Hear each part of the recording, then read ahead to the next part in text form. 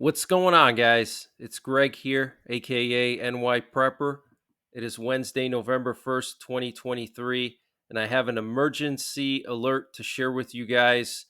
Right now, it is 11:55 a.m. Eastern Time here in the United States, and I wanted to update you on the situation in the Middle East and also in Eastern Europe and Asia.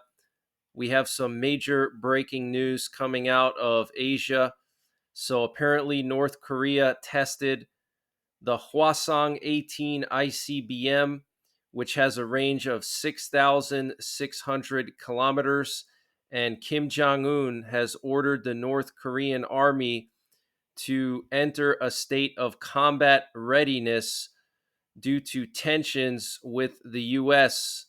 All right, so this is very concerning, guys. Also, China has launched a major unannounced military exercise around Taiwan. This was posted by the Taiwan Ministry of Defense, and it shows the locations of Chinese aircraft and naval vessels. And so, according to Taiwan, 43 Chinese military aircraft and 7 naval vessels were detected around Taiwan this morning. Okay. So this is very, very concerning. And it says right here 6 Sukhoi 30s, 16 J-16s, 4 J-10s, 4 H-6Ks, 2 KJ-500 AWACS planes, 1 Y-9CC, 1 Y-8 electronic intelligence plane, and 1 UAV for reconnaissance, and 2 Y-20 aerial refuelers. Okay, so this is very, very concerning, guys. North Korea testing the Hwasong 18 ICBM, and Kim Jong un ordering his army on high alert at the same time as China launches this unannounced exercise. And if that's not bad enough, we have more Russian military cargo planes going into Kaliningrad. And this is very, very concerning, guys. There's been 3 of these Russian military cargo planes going to Kaliningrad in the last 2 or 3 days.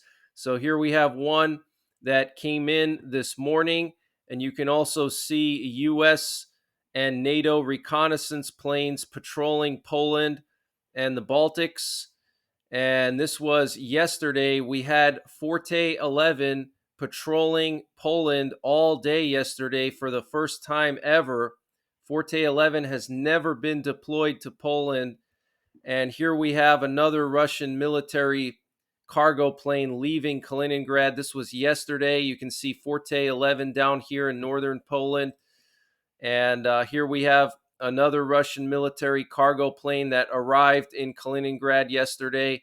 And you can see Forte 11 flying this really dense pattern in northern and eastern Poland. So this is very, very concerning, guys. Okay, another Russian military cargo plane going into Kaliningrad this morning. That's the third one in the last 2 days that I've personally been able to track. It's possible that there were more than that, but that means that something's going on over here. Russia's moving equipment and personnel into Kaliningrad. Either they're going to be doing some kind of an exercise or they're preparing for some kind of an invasion. Potentially, they could try attacking Poland from Kaliningrad and Belarus at the same time. They could push south from Kaliningrad. They have 300,000 troops in Kaliningrad and tactical nuclear weapons. And in Belarus, they probably have at least 50 or 100,000 Russian troops there. Plus, Belarus has Iskander missiles, and Belarus now also has Russian nuclear weapons. Okay, so they could try to go for Warsaw from 2 directions, or they could try to take the Suwalki Gap and isolate the Baltics and then go after the Baltics. But something's brewing over here. So I want to just give you guys the latest information on the Middle East. So the Israeli Navy has now deployed missile ships to the Red Sea, and this is coming after Iran deployed missile ships to the Red Sea. I reported that yesterday. I reported that Iran sent 2 missile ships to the Red Sea, and now Israel and NATO are trying to say that those are not Iranian missile ships, but that they're actually Iranian spy ships, which is not true. So the Israeli Navy is now deploying missile ships to the Red Sea, which would enable them to sink those Iranian missile ships if they need to, and also to attack the Houthi rebels in Yemen. Okay, so that's very concerning, guys. We have a lot of assets in the Red Sea now. We have the 2 Israeli missile ships, we have 2 Iranian missile ships, and we have the U.S. Marine Expeditionary Unit there with 2 amphibious assault ships. Okay, so something could pop off in the Red Sea.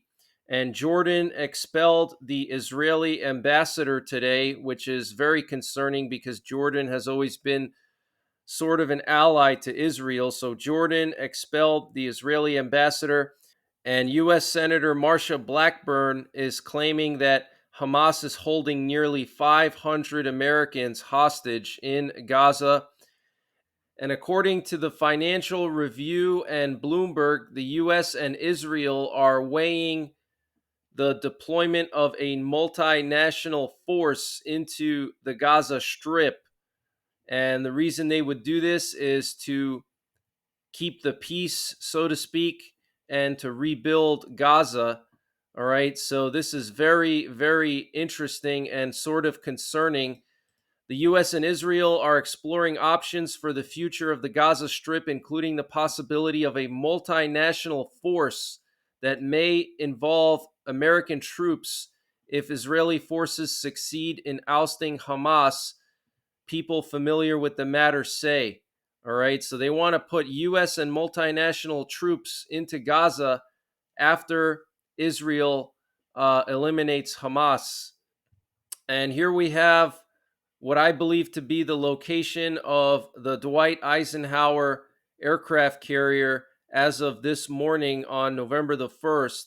You can see the C-2A Greyhound that took off from Sigonella, and it landed somewhere in the ocean, which planes can't land in the ocean. So the carrier must be in this area here, just southeast of Crete.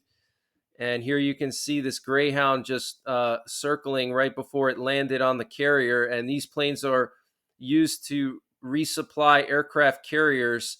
And yesterday it was near Malta. So it covered about, I don't know, 200 or 300 miles in about a day or two. So it's moving kind of slow right now, but it seems like they want to resupply it before they send it to Iran, because that's where this one is going to go. It's going to go around the Arabian Peninsula. It's going to go through the Suez Canal, through the Red Sea, and then it's going to go around the Arabian Peninsula and be deployed just south of Iran. Okay, initially they said it was going to be deployed in the Eastern Mediterranean to support the Gerald Ford, but now they're saying they're going to deploy it in the Persian Gulf. We'll have to wait and see if they change their mind or not. Maybe it's going to stay in the Eastern Mediterranean. I have no idea. But there's currently 2 U.S. aircraft carrier strike groups in the Eastern Mediterranean right now. Regardless where the Eisenhower is going to go, we have 2 in position here. Okay, so you're talking over 300 fighter jets, hundreds and hundreds of Tomahawk missiles, attack subs. I mean, just a lot of firepower here. Okay, and it will be interesting to see what happens with the Eisenhower if it does go through the Red Sea and around the Arabian Peninsula, because we have those 2 Iranian missile ships in the Red Sea. We also have the Houthi rebels that have ballistic missiles that they could possibly fire at the carrier as it's going through the Red Sea. And we also have 6 Chinese warships off the coast of Oman. And China said that they would defend Iran's territorial integrity and sovereignty. Okay, so there's a lot of enemy forces in this region that the Dwight Eisenhower is going to have to pass through. So the chances of something happening are very high. Here we have a British fighter jet that took off from Turkey and looks like it was operating just south of Cyprus. This was in the morning. And here we have a U.S. nuclear bomber airborne over the panhandle of Texas or northern Texas area. It just took off earlier this morning, and it shut its transponder off once it got to New Mexico. And something's going on off the coast of Florida this morning. We have several aerial refuelers and an AWACS plane and a sub hunter plane active off the coast of Clearwater.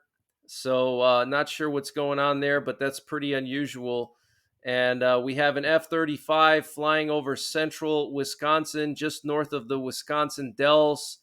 So if you're in this area, look up. You might see an F-35 fly over your house. And so the IDF is now deploying leaflets over Lebanon. This is the first time that the Israeli Defense Forces have deployed leaflets over Lebanon. Okay. They've deployed them over the Gaza Strip multiple times, but now they're starting to deploy them over Lebanon. So here's a picture of one of those leaflets, and apparently it reads the following: to the citizens of Lebanon, Hezbollah, the servant of the Iranian and Syrian masters, has led you to the brink of the abyss. Hezbollah, with its policy of isolation, has brought you destruction, displacement, and death in the past. Can you pay that price again? Know that the IDF will act with all necessary force against any act of terrorism that comes out of Lebanon against the state of Israel. So this is very concerning that the IDF would drop leaflets over Lebanon now. Okay, it means that they're expecting an escalation in Lebanon. And the IDF dropped more leaflets over the Gaza Strip, and these leaflets basically are calling on the Palestinians to disarm, raise their hands, and follow IDF instructions. And also, it gives assurances that food and water will be provided by the IDF to anybody that surrenders or civilians. Okay. And the Israeli Defense Minister Yoav Gallant said that Israel suffered a strong and painful blow yesterday. Unfortunately, success comes at a high price. The ground operation is decisive, and our forces reach their goals at all levels. So he's saying that Israel incurred a lot of losses yesterday in their military in trying to achieve success in the Gaza Strip, but he's saying that they are achieving success, but they looks like they sustained some serious casualties in the process. And apparently the Israeli army has just 1 kilometer left from completely cutting off Gaza City from the rest of Gaza. So they're moving westward across the Gaza Strip, and they're trying to reach the ocean. And once they reach the ocean, they're going to completely seal off the northern part of Gaza from the southern part. And then they're going to surround Gaza City and move in. So it looks like Israel's campaign in Gaza is successful. And the Houthi rebels released footage this morning from their recent missile launches towards Israel, which were intercepted yesterday. And that was the first time that a medium-range ballistic missile was ever fired at Israel, guys. Okay, nobody's talking about that. The mainstream media is not saying that. Okay, the first time in history that a medium-range ballistic missile was fired towards Israel. Okay, and the U.S. Air Force successfully tested a Minuteman III ICBM from Vandenberg Air Force Base earlier this morning. And the last time they did this was just about 2 months ago on August 25th. They tested a Minuteman III from Vandenberg. And what was interesting about that test was that it had 3 re-entry vehicles on it. Okay, normally they're only supposed to have 1. So that's evidence that the U.S. is up-arming its nuclear arsenal. And we have this press release coming from U.S. Air Force Global Strike Command about the B-1 nuclear bombers that arrived in Turkey. I reported on this yesterday, and they're now saying that this was part of a long-planned mission, which I personally do not believe. So this is the official press release. I'll read a little bit to you. U.S. Air Force B-1 Lancers assigned to the 9th Expeditionary Bomb Squadron arrived Tuesday at Incirlik Air Base, Turkey, for a historic hot pit refuel as part of long-planned Bomber Task Force training mission. A hot pit refuel refers to the tactic of refueling aircraft while engines are still running. This marks the first time that U.S. Air Force B-1s were hot pit refueled at Incirlik Air Base. The aircraft were on base for under 2 hours before departing for a training mission with the Turkish Air Force. So I don't know if I believe that this was long planned, okay? I really don't believe that. Why would they suddenly release this information a day after the information leaked out that there were B-1 bombers in Turkey? Obviously, this is an attempt to try to buff things out so people don't get freaked out. But what's interesting here is they have this one sentence here, and it says, Incirlik Air Base is one of the largest military installations in Turkey, and its strategic location makes it a hub for contingency operations and NATO integration. So there you have it, guys, okay? This is a strategically located base. It's right next to the Middle East, and we also have our nuclear bombs stored there in Incirlik or in Incirlik Air Base. We have our B-61 gravity nuclear bombs stored at that base, okay? So there's now 2 U.S. nuclear bombers in the Middle East officially, okay, in Turkey. If things escalate, they can load up those B-1s and fly over Iran or fly over Syria or fly over Lebanon, whatever, okay? So this is very, very serious, guys, okay? And wanted to just read to you about this new B-61 variant that's under development. This is a new modification of the B-61 nuclear gravity bomb. This is a fact sheet that was released 4 days ago. Apparently, this B-61 will have the same yield as the B-61 Mod 7, which has a yield of 340 kilotons, and that's one of our primary tactical or strategic nuclear bombs that are deployed in Europe. There's a few hundred of them deployed in Europe, but the B-61 Mod 7 is not very accurate. It's just a dummy bomb, so they just drop it. It doesn't have a lot of accuracy. That's why the blast yield is so high, to account for the lack of accuracy with a larger blast. But the B-61-13 is going to have the steering kit that the B-61-12 has. And the B-61-12 was supposed to be the latest and greatest version, but it looks like they realized that the yield on the B-61-12 is just not enough to defeat bunkers and hardened targets. So they're going to have the same accuracy and features of the B-61 Mod 12, which was just developed 2 years ago, but they're going to have the yield of the old school B-61 Mod 7. So it's going to be super accurate, and it's going to have a yield of 340 kilotons, which is massive. Okay, that's like 20 times the blast yield of the Hiroshima and Nagasaki bombs on just one of these, and we're going to have hundreds of them, okay, deployed across Europe. And what's good about the B-61 is that they can be deployed from multiple fighter jets, F-18s, F-22s, F-16s, F-15s, Tornadoes. I believe the Eurofighter Typhoons can also use them as well. So these nuclear bombs can be deployed by fighter jets, okay, by almost any fighter jet that the U.S. or NATO has. So this is significant, guys. This is very, very significant that they're going to be developing this high yield and very accurate nuclear bomb that's going to be deployed in Europe. So continuing on with the news coming out of Israel, Iranian-backed militants apparently attacked another U.S. military base on the border of Jordan, Iraq, and Israel. This base is called the Al-Tanf base. This was overnight last night.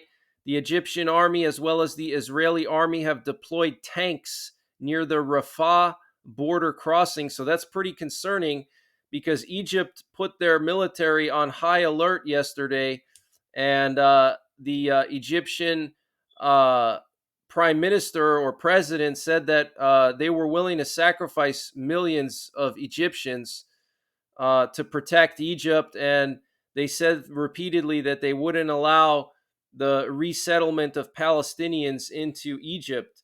So Egypt could potentially go to war with Israel. The Islamic resistance in Iraq took a decision to liberate Iraq from all foreign military presence. So we have the Houthis in Yemen declaring war on Israel. We have the Yemen military declaring war on Israel. Now we have the Islamic resistance in Iraq saying they're going to liberate all foreign military presence from Iraq. So they're going to start attacking U.S. bases now. So things are slowly escalating, or actually rapidly escalating. And Hezbollah may enter the war this Friday. The leader of Hezbollah is going to be giving a speech on Friday afternoon, local time. So that's going to be Friday morning here, 9 a.m. Eastern time. So we'll have to wait and see what the leader of Hezbollah says. But he usually doesn't give speeches unless he's going to announce something serious. And the Iranian foreign minister is now in Turkey to discuss the war between Israel and Gaza. So that's very, very concerning, guys. Iran and Turkey usually don't get along, all right? But for them to be meeting now amid this war is very concerning, and it's also biblical, okay? Lebanese Prime Minister Makati said that time is running out to prevent the war on Gaza from affecting Lebanon and the entire Middle East. We had the president of Turkey, Erdogan, making some very strong and concerning statements about the situation. I'm going to read to you what he said. He said, if the countries of the region are ready to cooperate together, then we as Turkey are also ready to participate. We believe that Israel, which seems to have completely lost its mind and is behaving like an organization, must be stopped as soon as possible. A new security mechanism must be created with the cooperation of existing forces in the region. If such a step is taken, we as Turkey are ready to make our contribution. The Israeli administration, relying on the unconditional support of Europe and America, has been committing crimes against humanity in front of the whole world for exactly 25 days. The international press is also silent and seeking coverage for Israel. The total volume of humanitarian aid of our country reached 213 tons. We will increase assistance as transitions are allowed. Erdogan also stressed that Turkey will file a lawsuit against Israel in the International Criminal Court. Okay, but really the most concerning thing he says here is that he wants to create a new security mechanism in the Middle East, and he says that Israel must be stopped as soon as possible. Okay, so does that mean that Turkey's gonna, attack Israel now with Iran? It's very possible, guys. Okay, and apparently there was a cyber attack by Yemeni hackers in Israel today. Apparently, they targeted the Israeli channel 13 while it was broadcasting live. And Axios is reporting that 20,000 Israeli soldiers are currently operating in Gaza. 20,000, that's not that much. They called up 360,000 troops for this war. So 20,000 is really not much compared to what they have. And I want to remind you guys that Israel never in their history called up so many reserves. Okay, this is the first time in Israel's history as a country in modern times that Israel has had to call up all these reserves. They've never had to do that before, even during Yom Kippur War, 6-Day War, all the other conflicts. They never had to do that before. And South Korea's intelligence service says that Kim Jong-un, the leader of North Korea, has issued orders to find ways to help Hamas. And in Syria, Iranian-backed militants launched an attack on another U.S. military base. This one was in al-Shadadi. And Russia arrested 550 people in Dagestan because of the airport incident, and each of them could face 5 to 15 years in prison. And apparently Prigozhin's son became the new head of Wagner. So that's very interesting. We'll have to see if he's going to try to avenge his father's death. But that's the latest information that I have, guys. I will be back later on in the afternoon or evening with another update, and then possibly another one later on tonight, depending on how much information comes out. So stay tuned for more updates. Make sure you're subscribed. Make sure you're getting notifications. In order to do that, you have to hit the bell icon below this video, and this way you'll get notified when I post these emergency alerts. But I really have a bad feeling something could be going down in the Baltics and in the Korean Peninsula, and also between China and Taiwan. I think that all these fronts are going to open up at the same time. Once Hezbollah enters the war, I think things are going to escalate in the Middle East, and that's going to cause a domino effect. And I think Russia, North Korea, and China are going to take advantage of that, possibly Iran and Turkey as well. So we could have a four-front war, okay? The Middle East, the Eastern European front, the Korean Peninsula, and China and Taiwan, okay? So I'll keep you guys updated. Keep the people of Israel in your prayers. And other than that, take care, God bless, and don't forget the 3 Ps: prepare, practice, and persevere.